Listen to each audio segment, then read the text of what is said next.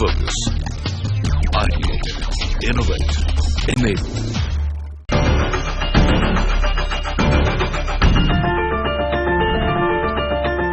Good evening, ladies and gentlemen, and welcome to the Export-Import Forum, powered by International Trade Awards. CNBC TV18 has always felt a strong need to felicitate the growing tribe of exporters who are acting as our country's unofficial brand ambassadors. As a tribute to them, CNBC TV18 has partnered with State Bank of India, India's leading public sector bank, to hold the 5th International Trade Awards this year. The award is given to the exporter for its outstanding and consistent performance across several categories. India has come a long way, but there are lots of grounds that need to be covered as far as the exports are concerned.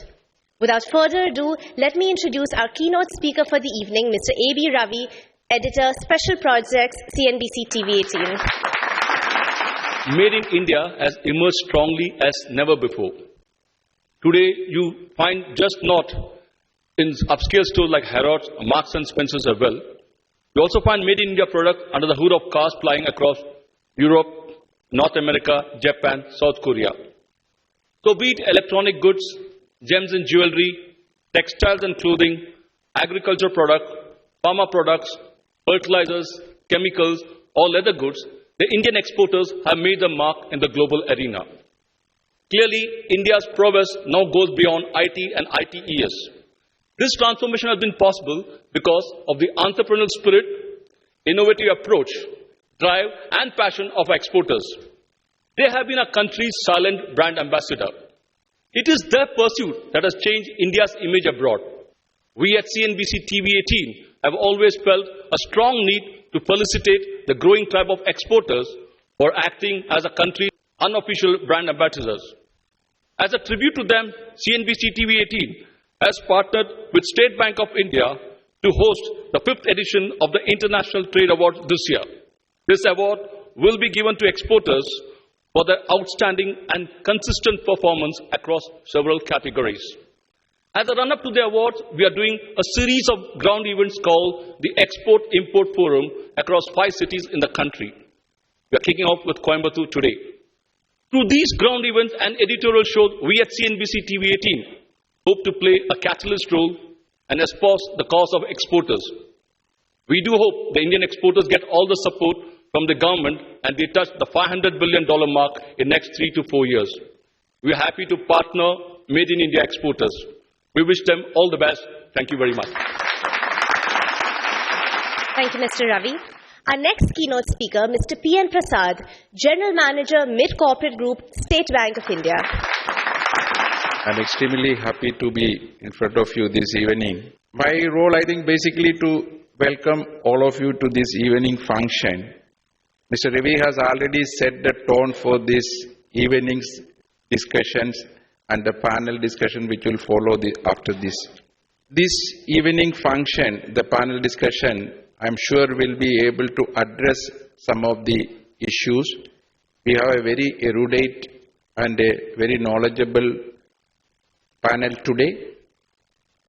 First, I would like to welcome the panel members who are present here, exporters who are present here. I also warmly welcome all of them to this evening. This overflowing hall is a clear example of the importance or the need for this kind of an interaction. I'm very happy to be associated with State Bank of India. Of course, has been in the forefront of credit delivery and credit sanctions. So I'm sure this evening will herald much more important ideas so that the goal of taking India's exports to the next level can be achieved. I welcome all of you to this function once again. Thank you. Our next keynote speaker is the Chief General Manager, Mid-Corporate Group, State Bank of India, Mr. S.V. Joshi. We in State Bank of India, of course, are very delighted to host this event, Export-Import Forum, in partnership with CNBC TV18, which is part of their International Trade Awards 5th edition this year, and starting off with Coimbatore. Our main objective in being associated with this edition is actually to promote international trade in India in the context of our Prime Minister's theme of Make in India. We would also take this opportunity of honoring some of our very valued customers for their contribution to our country's exports. Where that India's exports for the last 3-4 years have been growing at a relatively tepid pace, around less than 5% YOY, I think, around 320 billion last year, and 340 or 350 billion for the current year is the target. And there is definitely a need to boost this segment. Clearly, it is extremely important for the country that the country exports more. Thank you. Thank you very much.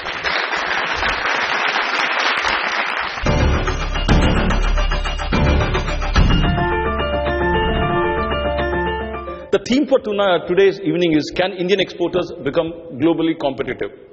The expectation of the export sector from the new government is quite high. And in all fairness, I think the new government has been making the right kind of noises. Make in India is one such policy they have announced.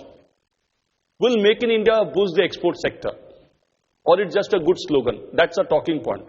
Okay, let me start with Mr. Shakti Velia. In the last 3 years, the country's export figures have been hovering around $300 billion. What is the reason for this lackluster performance? The thing is that our Indian goods are well accepted by the world over, but we are lacking a lot of infrastructure facilities. Transaction cost is very high in India compared to other countries.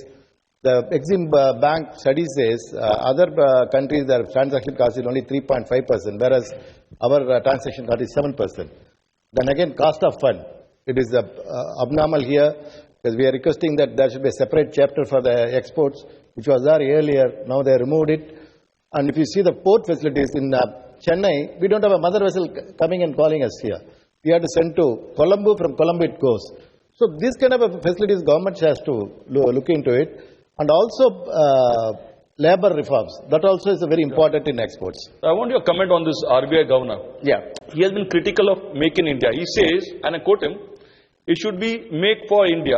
He feels an export-led growth strategy will not pay for India as it did for Asian economies, including China, due to tepid global economic recovery, especially in the industrial countries. He feels subsidizing exporters with cheap inputs, undervalued exchange rate, and picking up a sector like manufacturing will not work for India. I would disagree with the RBI governor's views. We cannot look export as an isolated thing. Exports have to be looked at overall competitiveness of the Indian industry. Take the case of finished goods imports from China these days. We have something like a $30 billion deficit in our trade with China, and most of it comes in terms of finished goods. And they are a real threat to the Indian industry. So it is not that you can stay isolated here, take care of the domestic industry and hope that nobody will come here. It's a global market now. You cannot look at isolation and say, we will stay within India, take care of India, nobody in the world will come and send. If you are going to get so India-centric, others will come in and eat us up. We have to be competitive in a world-class stage, and only then we'll be competitive within India. If you need to meet the Chinese and the other imports into India and control the trade deficit, then we have to be globally competitive. In terms of ease of doing business, has a single window clearance happened? Are we getting 24/7 clearance at the ports and airports? Then in terms of digital transaction or paperless environment, is that happening? What is the real situation at the ground level? We're talking about the ease of doing business. Yeah. And you spoke about 24/7 and paperless. Yeah. When it comes to reducing the number of documents that we have to file, we have miserably failed. We have come down. I wouldn't say no. But one revolutionary step that we took, which is also banks are also involved in that, is the move to EBRC. Yes. Okay. EBRC has definitely made things easier for us to transact. What India needs is that the twin objective that we are deliberating upon this evening of $750 billion magic figure and being globally competitive with that. India as a country, as a government, we need to take a conscious call whether we need exports. You need to take a policy call. Policy call, and a conscious call. Oh, that's a quite, okay. Now, the point that why I make this point is that if you analyze the whole situation during the last several years, most of the time the government gets up on a firefighting mode. You have a huge problem of CAD, then exporters are called, export bodies are called, and tell us what you want. That kind of a situation will... So it's a very piecemeal approach you're saying? Yeah, it cannot. Why does China have such a huge surplus? What are they going to do with that?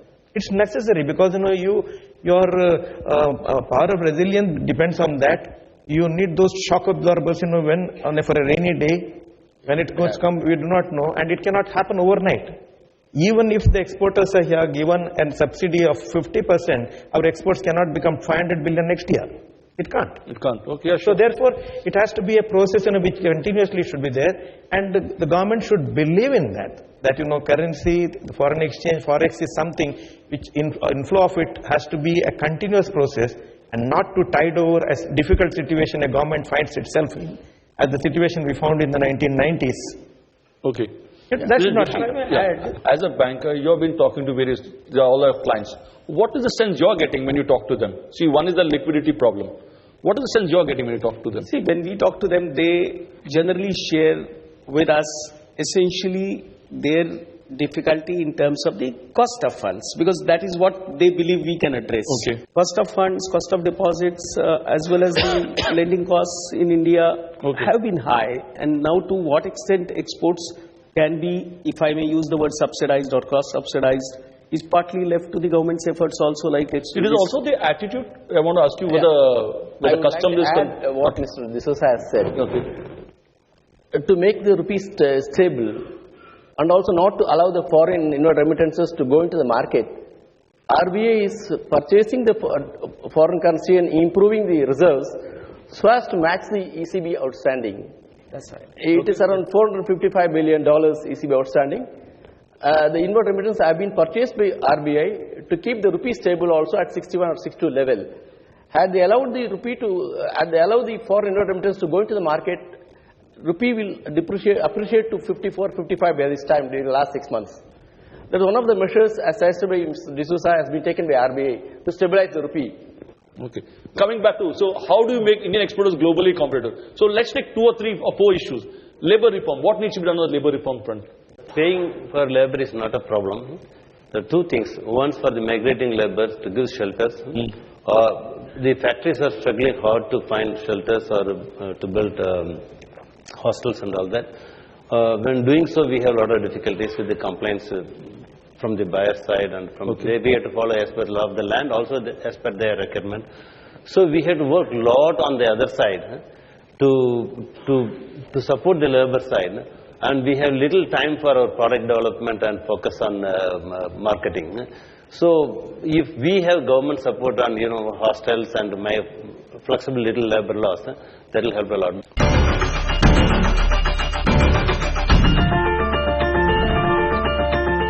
Now the foreign trade policy is going to be announced, I think, after the budget. What is your expectation? What is your wish list? Starting with you now, from the CII point of view. We simply looking at how the government is going to simplify bureaucracy, make us do business in an easy way, and allow us to focus our strengths on what we are supposed to be focusing on. Doing business, innovation, product launches, these are what we should be doing as business people, and not running after the bureaucracy, not getting clearances, not wasting our time cutting through red tape. I think this is what we want from the government. How they're going to address in the trade policy or in the budget, we want to wait and see. But unless that is done, nothing's going to happen. And I do hope the government realizes it and does it. So this is your...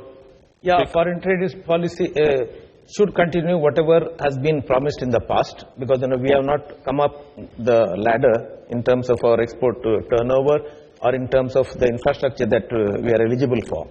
So therefore, that has to be continued.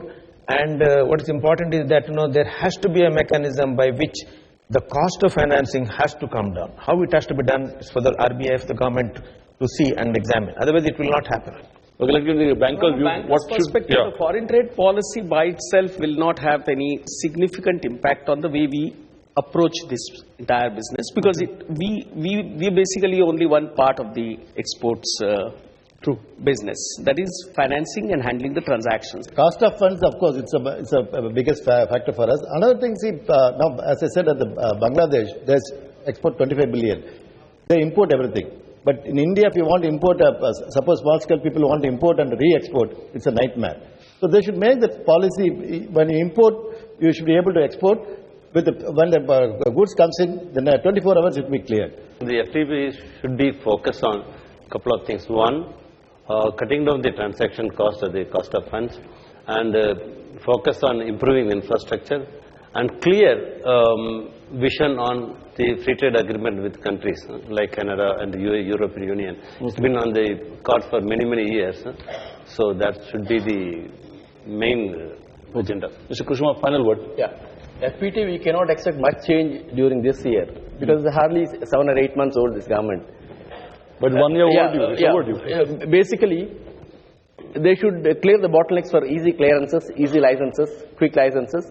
And then, as he has put it rightly, the exhibition, other things should be sponsored by the government instead of the people to exporters to fund it. Okay, so a lot of practical solutions coming in from the panelists here. Thank you, panelists. Moving on, we would now like to honor the people who have excelled in the field of exports. The State Bank of India would like to felicitate them for their achievements. The first citation of the evening, the fastest growing exporter of pharma products.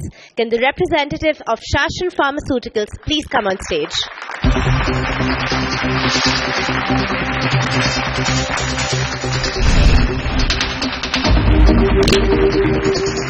Next is the leading processor and exporter of seafood. Can the representative of Aswini Fisheries please come on stage?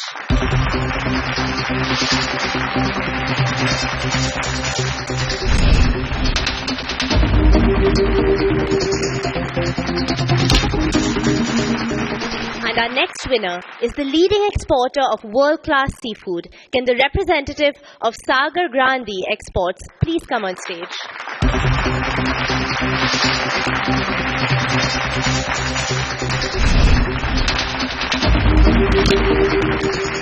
Next is the top group exporter of agro products and biotechnology. AVT Group of Companies, please come on stage.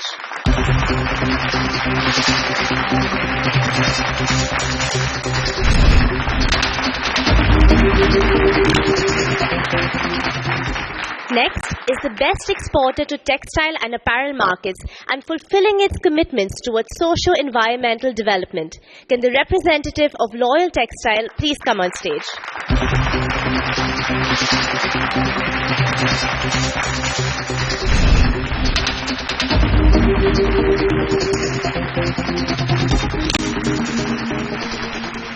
Next is the best cotton yarn exporter in the country. Can the representative of GTN Group of Companies please come on stage?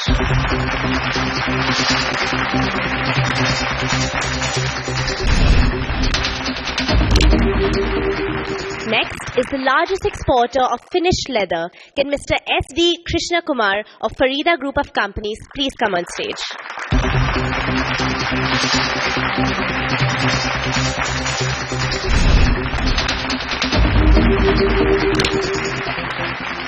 Next is the leading exporter of high-quality garments. Can Mr. N. Chandran of Eastman Exports please come on stage?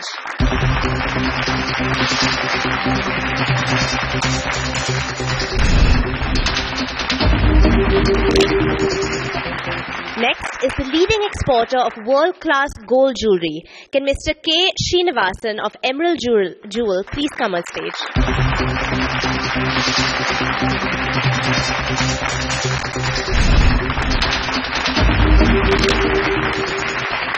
Finally, for contribution to the Export Association, A. Saktivel is the man who built Puppies Group. He was also the former chairman of FIEO and AEPC. Mr. Saktivel.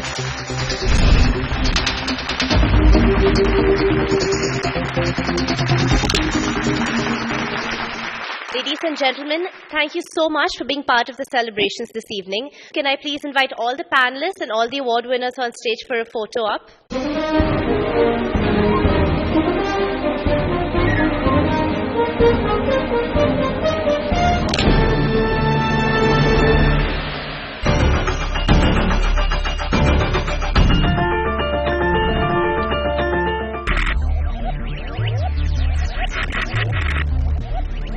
focus.